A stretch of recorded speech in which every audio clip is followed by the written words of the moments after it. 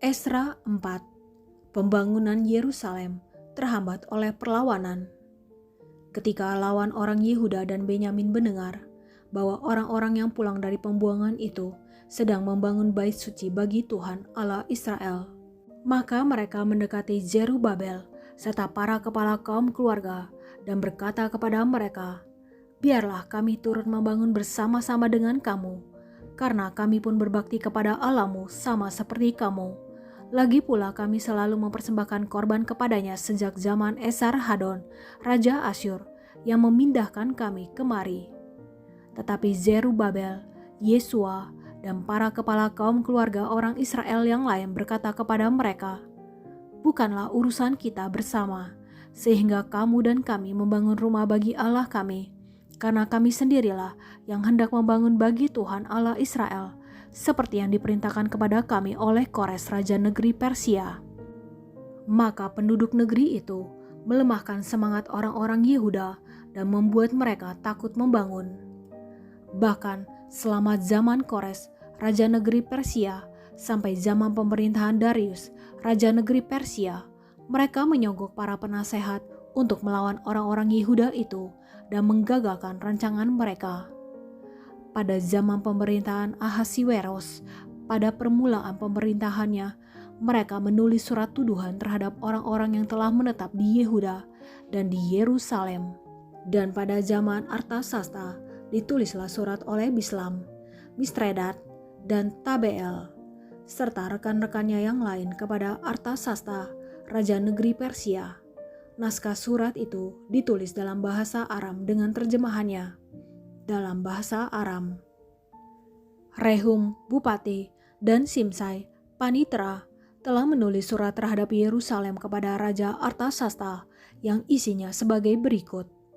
Pada waktu itu, ditulislah surat itu oleh Rehum, Bupati, dan Simsai, Panitra, serta rekan-rekan mereka yang lain, para hakim dan punggawa dan pegawai-pegawai, orang Persia, orang-orang dari Erek, dari Babel, serta orang-orang dari Susan, yaitu orang-orang Elam, dan bangsa-bangsa lain yang oleh Asnapar yang agung dan mulia itu dipindahkan dan disuruh menetap di kota Samaria dan di daerah yang lain sebelah barat sungai Efrat.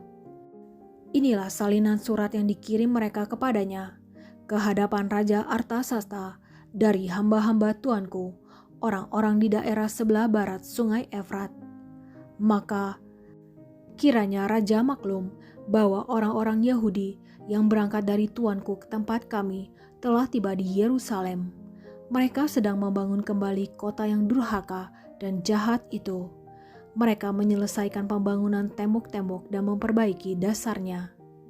Kiranya Raja maklum bahwa jikalau kota itu sudah dibangun dan tembok-temboknya sudah selesai, orang tidak lagi membayar pajak, upeti, atau bea, sehingga kota itu akhirnya mendatangkan kerugian kepada raja-raja. Sekarang, oleh karena kami mempunyai hubungan dengan raja dan tidak patut bagi kami melihat raja kena cela, maka oleh sebab itu kami menyuruh orang memberitahukan hal itu kepada raja, supaya diadakan penyelidikan dalam kitab riwayat nenek moyang Tuanku. Di dalam kitab riwayat itu, Tuanku akan mendapati dan mengetahui bahwa kota itu kota durhaka yang selalu mendatangkan kerugian kepada raja-raja dan daerah-daerah, dan bahwa orang selalu mengadakan pemberontakan di dalamnya sejak zaman dahulu. Itulah sebabnya maka kota itu dibinasakan. Kami ini memberitahukan kepada raja bahwa jikalau kota itu sudah dibangun kembali dan tembok-temboknya sudah selesai, maka bagi Tuanku kelak tidak ada lagi milik di daerah sebelah barat sungai Efrat. Maka raja mengirim surat jawaban ini kepada Rehum, Bupati, dan Simsai, Panitra, serta rekan-rekan mereka yang lain yang tinggal di Samaria dan di daerah yang lain seberang sungai Efrat. Salam. Maka sekarang surat yang kamu kirim kepada kami telah dibacakan kepadaku dengan jelas. Lalu atas perintahku telah diadakan penyelidikan dan didapati bahwa kota itu sejak zaman dahulu selalu bangkit melawan raja-raja dan bahwa penduduknya selalu mendurhaka dan memberontak. Lagi pula, dahulu ada raja-raja yang berkuasa atas Yerusalem yang memerintah seluruh daerah seberang sungai Efrat, dan kepada mereka dibayarlah pajak, upeti, dan bea. Oleh sebab itu, keluarkanlah perintah untuk menghentikan orang-orang itu, supaya kota itu jangan dibangun kembali sebelum aku mengeluarkan perintah. Dan ingatlah baik-baik, supaya jangan kamu perbuat suatu kelalaian dalam perkara ini. Apakah gunanya kerusakan yang menjadi kerugian raja-raja itu bertambah besar? Maka setelah salinan surat Raja Artasasta dibacakan kepada Rehum dan Simsai Panitra, serta rekan-rekan mereka, berangkatlah mereka dengan segera ke Yerusalem mendapatkan orang-orang Yahudi, dan dengan kekerasan mereka memaksa orang-orang itu menghentikan pekerjaan itu. Pada waktu itu terhentilah pekerjaan membangun rumah Allah yang di Yerusalem, dan tetap terhenti sampai tahun yang kedua zaman pemerintahan Darius Raja Negeri Persia. Esra 5. Pembangunan dimulai lagi dengan izin Raja Darius. Tetapi Nabi Hagai dan Zakaria bin Ido, kedua nabi itu, bernubuat terhadap orang-orang Yahudi yang tinggal di Yehuda dan di Yerusalem dalam nama Allah Israel yang menyertai mereka. Pada waktu itu, mulailah Zerubabel bin Sealtiel dan Yesua bin Yozadak membangun rumah Allah yang ada di Yerusalem. Mereka didampingi dan dibantu oleh nabi-nabi Allah. Tetapi pada waktu itu juga datanglah kepada mereka Tatnai, bupati daerah sebelah barat sungai Efrat, bersama-sama dengan Syetar, Bosnai, dan rekan-rekan mereka. Dan beginilah katanya kepada mereka, siapakah yang memberi perintah kepadamu untuk membangun rumah ini dan menyelesaikan tembok ini? Lalu katanya pula kepada mereka, siapakah nama-nama orang yang mendirikan bangunan ini? Tetapi mata Allah mengamat-ngamati para tua-tua orang Yahudi, sehingga mereka tidak dipaksa berhenti oleh orang-orang itu sampai ada berita diterima oleh Darius, dan kemudian dikirim kembali surat jawaban mengenai hal itu. Inilah salinan surat yang dikirim Tatnai, bupati daerah sebelah barat sungai Efrat, bersama-sama dengan Syetar Bosnai dan rekan-rekannya, para punggawa daerah sebelah barat sungai Efrat, kepada Raja Darius. Mereka mengirim laporan tertulis kepadanya yang bunyinya sebagai berikut. Ke hadapan Raja Darius, salam sejahtera.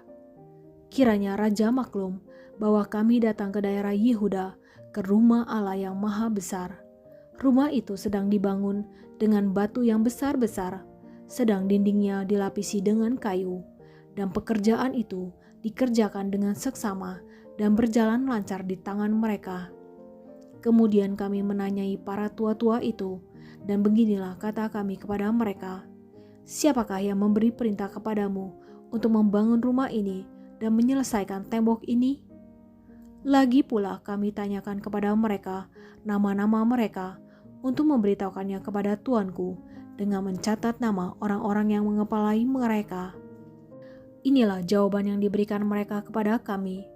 Kami adalah hamba-hamba Allah semesta langit dan bumi, dan kami membangun kembali rumah yang telah didirikan bertahun-tahun sebelumnya, didirikan dan diselesaikan oleh seorang raja Israel yang agung. Tetapi sesudah nenek moyang kami membangkitkan murka Allah semesta langit, mereka diserahkannya ke dalam tangan Nebukadnezar raja negeri Babel, orang Kasdim yang merusak rumah itu dan mengangkut bangsa itu sebagai tawanan ke negeri Babel. Akan tetapi pada tahun pertama zaman Kores, raja negeri Babel, dikeluarkanlah perintah oleh Raja Kores untuk membangun rumah Allah ini. Juga perlengkapan emas dan perak dari rumah Allah yang telah diambil oleh Nebukadnezar dari bait suci yang di Yerusalem dan dibawa ke dalam bait suci yang di Babel, diambil pula oleh Raja Kores dari bait suci yang di Babel itu dan diserahkan kepada seorang yang bernama Sesbazar yang telah diangkatnya menjadi bupati. Perintahnya kepadanya, ambillah perlengkapan ini, Pergilah dan taruhlah itu di dalam bait suci yang di Yerusalem, dan biarlah rumah Allah dibangun di tempatnya yang semula. Kemudian datanglah Sesbazar meletakkan dasar rumah Allah yang ada di Yerusalem, dan sejak waktu itu sampai sekarang dikerjakanlah pembangunannya, hanya belum selesai.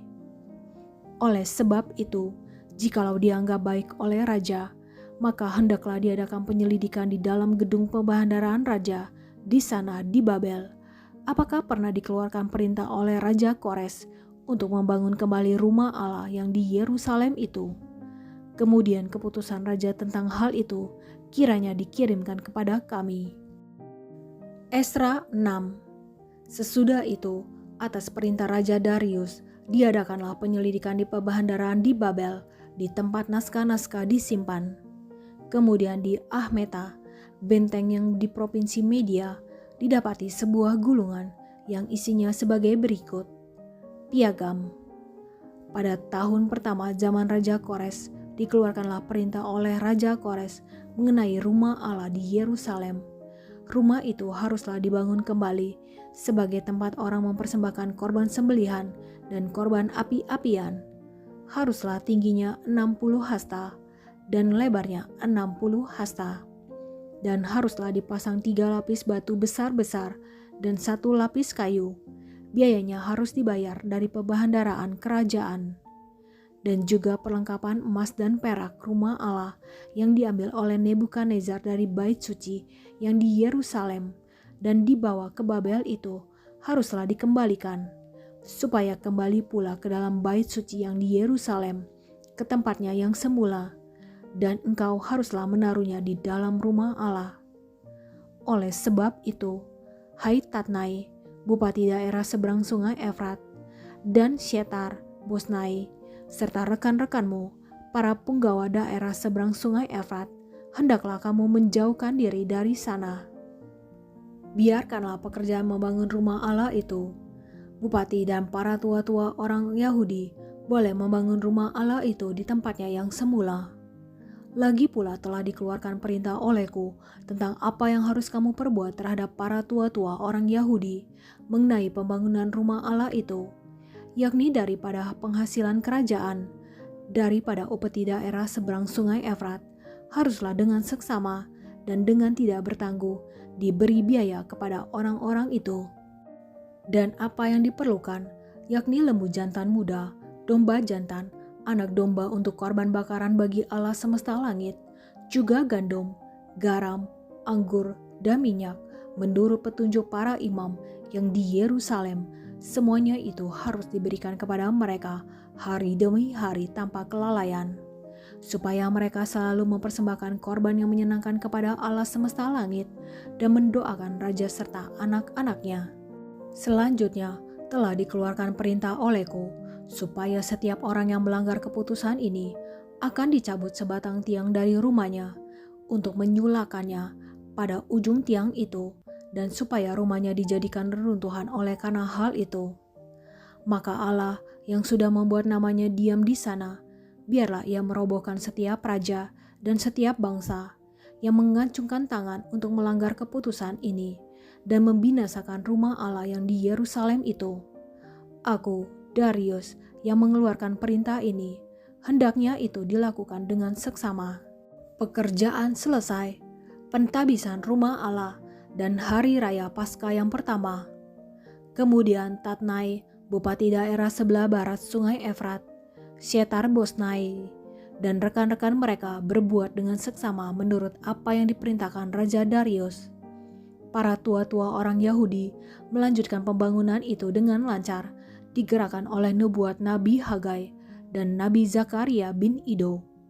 Mereka menyelesaikan pembangunan menurut perintah Allah Israel dan menurut perintah Kores, Darius, dan Artasasta, raja-raja negeri Persia.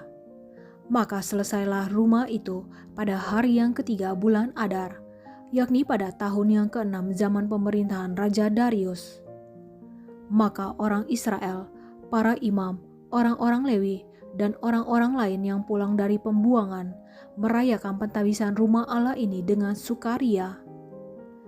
Untuk pentabisan rumah Allah ini, Mereka mempersembahkan lembu jantan 100 ekor, domba jantan 200 ekor, dan anak domba 400 ekor. Juga kambing jantan sebagai korban penghapus dosa bagi seluruh orang Israel, 12 ekor, menurut bilangan suku Israel. Mereka juga menempatkan para imam pada golongan-golongannya dan orang-orang Lewi pada rombongan-rombongannya untuk melakukan ibadah kepada Allah yang diam di Yerusalem, sesuai dengan yang ada tertulis dalam kitab Musa. Dan pada tanggal 14 bulan pertama, mereka yang pulang dari pembuangan merayakan Paskah. Karena para imam dan orang-orang Lewi bersama-sama mentahirkan diri, sehingga tahirlah mereka sekalian. Demikianlah mereka menyembelih anak domba Paskah bagi semua orang yang pulang dari pembuangan dan bagi saudara-saudara mereka, yakni para imam, dan bagi dirinya sendiri. Orang-orang Israel yang pulang dari pembuangan memakannya, dan demikian juga setiap orang yang memisahkan diri dari kenajisan bangsa-bangsa negeri itu, lalu menggabungkan diri kepada mereka untuk berbakti kepada Tuhan Allah Israel. Lagi pula mereka merayakan hari raya roti tidak beragi dengan sukacita 7 hari lamanya, karena Tuhan telah membuat mereka bersukacita. Ia telah memalingkan hati raja negeri Asyur kepada mereka, sehingga raja membantu mereka dalam pekerjaan membangun rumah Allah, yakni Allah Israel. Mazmur 137. Di tepi sungai-sungai Babel. Di tepi sungai-sungai Babel, di sanalah kita duduk sambil menangis apabila kita mengingat Sion. Pada pohon-pohon gandarusa di tempat itu, kita menggantungkan kecapi kita. Sebab di sanalah orang-orang yang menawan kita meminta kepada kita memperdengarkan nyanyian, dan orang-orang yang menyiksa kita meminta nyanyian sukacita. Nyanyikanlah bagi kami nyanyian dari Sion. Bagaimanakah kita menyanyikan nyanyian Tuhan di negeri asing? Jika aku melupakan engkau, hai Yerusalem, biarlah menjadi kering tangan kananku. Biarlah lidahku melekat pada langit-langitku. Jika aku tidak mengingat engkau, jika aku tidak jadikan Yerusalem puncak sukacitaku. Ingatlah, ya Tuhan, kepada Bani Edom, yang pada hari pemusnahan Yerusalem mengatakan, runtuhkan, runtuhkan sampai ke dasarnya.